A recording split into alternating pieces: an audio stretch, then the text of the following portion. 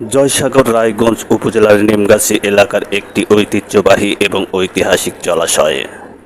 এই স্থানটি মূলত এর ঐতিহাসিক গুরুত্ব এবং প্রাকৃতিক সৌন্দর্যের জন্য পরিচিত।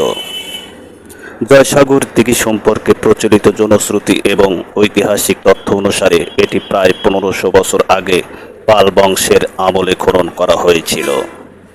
এটি ছিল প্রাচীন বাংলার অন্যতম বৃহত্তম দিঘি।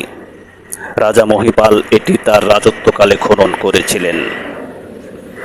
দিঘির নামকরণ জয়সাগর হওয়ার পেছনে কিছু কিংবদন্তি প্রচলিত আছে। কেউ কেউ মনে করেন রাজা মহিপাল কোনো এক যুদ্ধে জয়লাভের পর এই দিঘি খনন করেছিলেন, তাই এর নাম হয়েছে জয়সাগর। আবার অনেকের মতে এটি এলাকার সমৃদ্ধ ও জলকল্যাণের জন্য খনন করা হয়েছিল।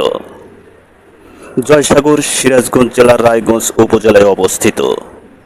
এটি প্রায় 1 বর্গ কিলোমিটার এলাকা জুড়ে বিস্তৃত। বিশাল এই দিঘিটির চারপাশে সবুজে ঘেরা, যা এর প্রাকৃতিক সৌন্দর্য আরও বাড়িয়ে তোলে। দিঘির গভীরতাও অনেক বেশি এবং এর চারপাশে পাহাড়গুলো বেশ উঁচু। বর্তমানে জয়সাগর একটি জনপ্রিয় পর্যটন কেন্দ্র হিসেবে পরিচিতি লাভ করেছে। বিশেষ করে স্থানীয় এবং আশেপাশের এলাকার মানুষ এখানে পিকনিক, নৌকা ভ্রমণ এবং অবসরে সময় কাটানোর জন্য আসে।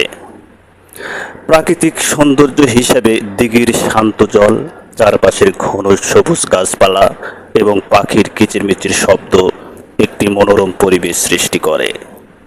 এখানে সূর্যাস্ত এবং সূর্য উদয়ের দৃশ্য অত্যন্ত মনোমুগ্ধকর। প্রতি বছর বাংলা নববর্ষের সময় এখানে একটি বড় লোকগোস মেলা বসে।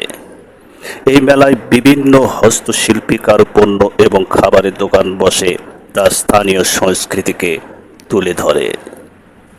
বিশাল আয়তনের কারণে এখানে বাণিজ্যিকভাবে মাছ চাষ করা হয়।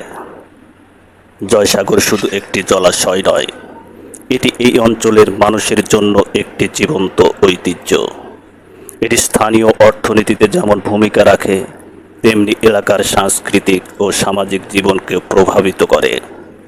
এর ঐতিহাসিক গুরুত্ব এটিকে শুধু একটি পর্যটন কেন্দ্র নয়, বরং একটি শিক্ষণীয় স্থান হিসেবেও প্রতিষ্ঠা লাভ করেছে।